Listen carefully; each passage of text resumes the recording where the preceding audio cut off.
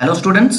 आज के इस वीडियो में हम लोग देखने जा रहे हैं क्लास 10 चैप्टर 1 रियल नंबर्स का एक इम्पॉर्टेंट क्वेश्चन जो कि इस बार के सिलेबस में हमारा दिया हुआ है कि प्रूव दैट √2, √3, √5 इस प्रकार के नंबर जो होते हैं वो इरेशनल नंबर होते हैं। ठीक है, तो हम लोग देखेंगे आज के इस वीडियो में कि कैसे हम लोग शो करेंगे कि √3, √5 और या फिर √2 अगर हम ले लें तो उससे हम लोग इरेशनल नंबर कैसे शो करेंगे, कैसे प्रूव करेंगे। ठीक है, चलिए स्टार्ट करते हैं। तो सबसे पहले हम लोग ले लेते हैं so that √2 है ना, √2 इज एन इरेशनल नंबर। तो इसे हम लोग शो करते हैं कि ये इरेशनल नंबर है। देखिए एक आप अगर अच्छे से समझ लेंगे तो आपका इसी तरह से √3 और √5 का हो जाएगा। जहाँ जहाँ आपको 2 दिखेगा बस वहाँ सिर्फ आपको 5 रिप्लेस करना होगा, 3 का रहेगा तो 3 रिप्लेस करना पड़ेगा। तो बहुत अच्छी तरीके से आपको इसको देख लीजिए कैसे इसको करना है।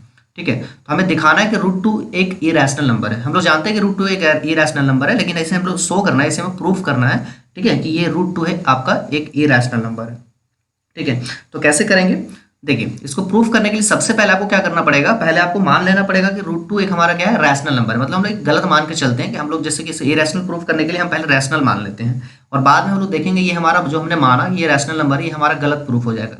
ठीक है, तो अगर हमारा ये गलत प्रूफ हो जाएगा इसका मतलब क्या होगा, ये इरेशनल नंबर होगा। तो सबसे पहले इसको हम लोग मान लेते हैं रैशनल नंबर है। तो लिखेंगे हम लोग लेट √2 है ना, let √2 be a rational number.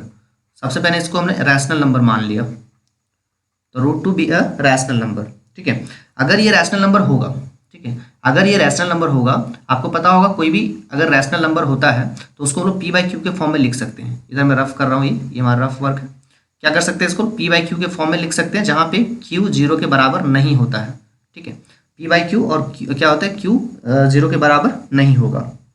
ठीक है, तो यहाँ पे इसका मतलब यह हो जाएगा let √2 be a rational number. ठीक है, तो हमारे पास क्या होगा, so √2 can be written as a/b। p/q भी लिख सकते हैं या फिर a/b भी हम लोग लिख सकते हैं, कोई दिक्कत नहीं है। चलिए मैं p/q लिया हूँ तो यहाँ पे p/q ही लिख लेता हूँ। ठीक है, तो √2 बराबर p/q, ये हमने मान लिया। अगर √2 को हमने रैशनल नंबर में लिख दिया और यहाँ पे लिख दिया √2 इज इक्वल टू p/q। ठीक, अब आप देखिए अगर इसको हम लोग करते हैं, अब यहाँ देखिए जहाँ पे एक चीज़ हम लोग यहाँ लिख लेते हैं, वेयर p एंड q है ना आर कोप्राइम। कोप्राइम कहने का मतलब क्या होगा, ठीक है, p एंड q क्या होगा, कोप्राइम होगा। तो कोप्राइम कहने का मतलब क्या होगा, कोप्राइम कहने का मतलब होगा कि p और q के पास 1 के अलावे कोई और फैक्टर नहीं होगा। ठीक है, क्या हो जाएगा, p और q के पास कोई दूसरा फैक्टर नहीं होगा अदर देन 1।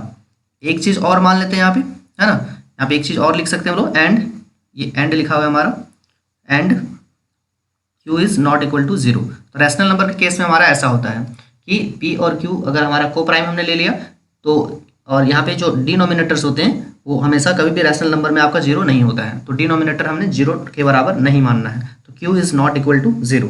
अब आप देखिए, अब इसको एक्सटेंड करते हैं आगे। अगर ये ऐसा है, ठीक है, तो इसको हम ऐसे भी लिख सकते हैं, जैसे कि हमने √2 बराबर p/q लिखा है, तो इसको ऐसा लिखा जा सकता है, q को अगर इधर मैं ले आया तो हमारे पास हो जाएगा √2 q बराबर p। ठीक है, ऐसे लिखा जा सकता है। अब आप देखिए हमें यहाँ दिखाना है, हमने यहाँ पे माना है p और q को प्राइम है। को प्राइम है कहने का मतलब इसका कोई फैक्टर नहीं है, एक के अलावा कोई और फैक्टर नहीं है। तो हम यहाँ देखते हैं, इसे हम चलो स्क्वायर कर देंगे। नेक्स्ट स्टेप में इसको हम क्या करेंगे, स्क्वायर कर देंगे। क्यों, क्योंकि हम फाइंड करना चाह रहे हैं कि देखना चाह रहे हैं कि क्या p के पास वाकई में कोई फैक्टर नहीं है या फिर ये हमने गलत मान लिया है। ठीक है, तो हम यहाँ पे देखते हैं, स्क्वायर करते हैं, स्क्वायरिंग बोथ द साइड्स। तो स्क्वायर अगर करेंगे तो √2 अपना 2 हो जाएगा, q का q स्क्वायर हो जाएगा, p का p स्क्वायर हो जाएगा। ठीक है, हमने क्या किया यहाँ पे, स्क्वायर किया है, स्क्वायरिंग बोथ साइड्स। ठीक है, तो ये हमारा हो गया, हमने स्क्वायर कर दिया। अब यहाँ देखिए आपको पता चल रहा है p स्क्वायर बराबर 2q स्क्वायर, p स्क्वायर बराबर क्या आ रहा है, 2q स्क्वायर। मतलब ये इस फॉर्म में लिखा हुआ है। यहाँ पे अगर हम देखें तो 2 इंटू क्यू के फॉर्म में लिखा हुआ है, मतलब 2 इंटू क्यू। अब यहाँ रफली समझिए, यहाँ आप रफली समझेंगे कि अगर कोई भी चीज़ अगर मान लीजिए p स्क्वायर है, यहाँ पे हमने लिख दिया 2 इंटू क्यू स्क्वायर। मतलब यहाँ पे हम कह सकते हैं कि p स्क्वायर जो है वो 2 से डिविजिबल है, और कितने टाइम में, q स्क्वायर टाइम में डिविजिबल है। जैसे कि मान लीजिए इसको समझिए आप, 6 बराबर अगर हम लिखते हैं 2 गुना 3, इसका मतलब ये हुआ कि 6 को हम 2 से डिवाइड लगा सकते हैं और 3 से भी डिवाइड लगा सकते हैं। वो यहाँ पे है, वही मीनिंग यहाँ पे निकल रहा है कि पी स्क्वायर जो है उसे हम 2 से भी डिवाइड लगा सकते हैं और क्यू स्क्वायर से भी डिवाइड लगा सकते हैं। मतलब हमने यहाँ पे ये जाना कि पी स्क्वायर को हम 2 से डिवाइड लगा सकते हैं। ठीक है, तो यहाँ पे क्या पता चल रहा है, यहाँ पे आपको पता चल रहा है दिस इम्प्लाइज कि यहाँ पे लिख लेंगे आप कि 2 डिवाइड्स पी स्क्वायर, है ना, 2 डिवाइड्स पी स्क्वायर। और अगर 2 डिवाइड्स पी स्क्वायर हो रहा है देन 2 आपका जो है ये डिवाइड करेगा, पी को भी डिवाइड करेगा। ठीक है, पी 2 डिवाइड्स पी क्यू। तो यहाँ पे आपका थ्योरम अप्लाई होता है, यहाँ लिखेंगे आप बाय थ्योरम। अब देखिए थ्योरम क्या है वो मैं आपको बता देता हूँ। यहाँ पे आपको एग्जाम में थ्योरम का डेफिनेशन लिखने की कोई ज़रूरत नहीं है, ऐसे भी आप इसको लिख सकते हैं बाय थ्योरम। अब क्यों थ्योरम क्या है उस चीज़ के बारे में जानिए। क्या है थ्योरम का कहना है कि अगर कोई भी अगर आपके पास प्राइम नंबर है, ठीक है, कोई भी प्राइम नंबर है, ये रफली आप समझेंगे, कोई भी आपका प्राइम नंबर है तो वो प्राइम नंबर अगर किसी भी कोई भी नंबर के स्क्वायर को अगर डिवाइड करता है, सपोज ये हमारा क्या है प्राइम नंबर है, ठीक है, और ये किसी भी स्क्वायर के नंबर को, मतलब क्या है यहाँ पे मैंने बी ले लिया, ठीक है, इसको अगर डिवाइड करता है, इसके स्क्वायर को डिवाइड करता है, ठीक है, अगर ए आपका बी स्क्वायर को डिवाइड कर रहा है, जहाँ पे ए क्या है एक प्राइम नंबर है, तो ये ए जो है वो बी को भी डिवाइड करेगा।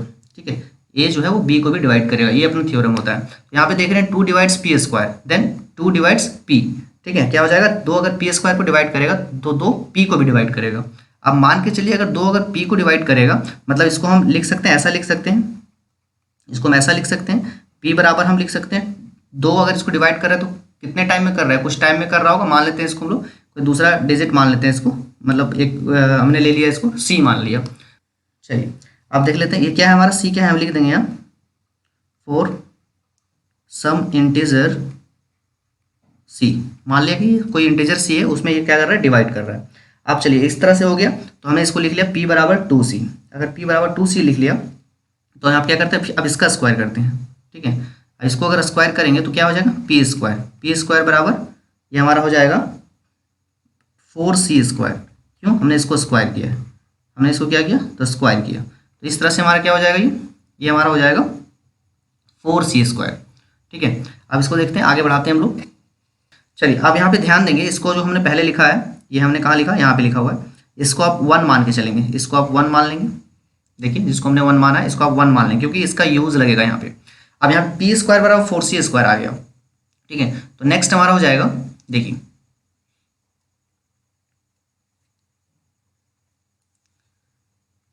तो हमारे पास क्या है P square is equal to 4c square, तो पी स्क्वायर के बदले हम ये रिप्लेस कर देते हैं, यहाँ पे 2q स्क्वायर लिख देते हैं। ठीक है, पी स्क्वायर जो यहाँ लिखा है इसके बदले हम 2q स्क्वायर लिख देते हैं, तो हमारे पास है पी स्क्वायर बराबर 4c स्क्वायर, तो यहाँ पे क्या हो जाएगा, यहाँ पे हो जाएगा 2q स्क्वायर बराबर 4c स्क्वायर।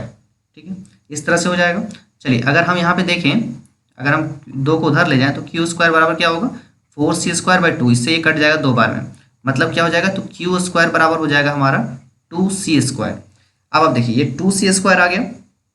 अब यहाँ पे क्या पता चल रहा है 2c q स्क्वायर बराबर 2c स्क्वायर हो गया, मतलब यहाँ पे देखिए q स्क्वायर बराबर 2 गुना c स्क्वायर, मतलब q स्क्वायर को क्या कर रहा है 2 डिवाइड कर रहा है as well as c square भी डिवाइड कर रहा है। तो यहाँ पे हम लोग क्या देख रहे हैं, एटलीस्ट हमको ये चाहिए, क्या कर रहा है q स्क्वायर को 2 डिवाइड कर रहा है। तो यहाँ पे क्या पता चल रहा है, यहाँ पे पता चल रहा है कि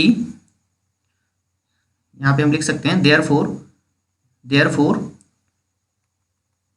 ठीक है, तो यहाँ पे हम लोग लिख लेंगे देयरफॉर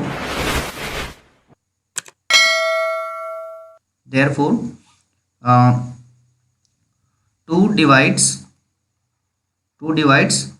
q स्क्वायर, है ना।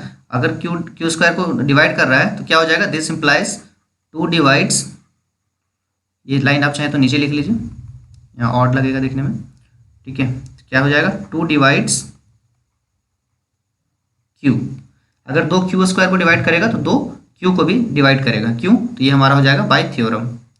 हमारा थ्योरम में क्या है, थ्योरम का ये स्टेटमेंट है कि अगर कोई भी प्राइम नंबर अगर किसी भी नंबर के स्क्वायर को डिवाइड करता है तो उस नंबर को भी डिवाइड करेगा। तो यहाँ पे हमने देख लिया, ठीक है, यहाँ पे हमने देख लिया, यहाँ पे हमने क्या देख लिया, यहाँ पे हमने देखा कि ये p और q का हमने देखा कि दोनों के पास दो एक क्या है कॉमन फैक्टर है।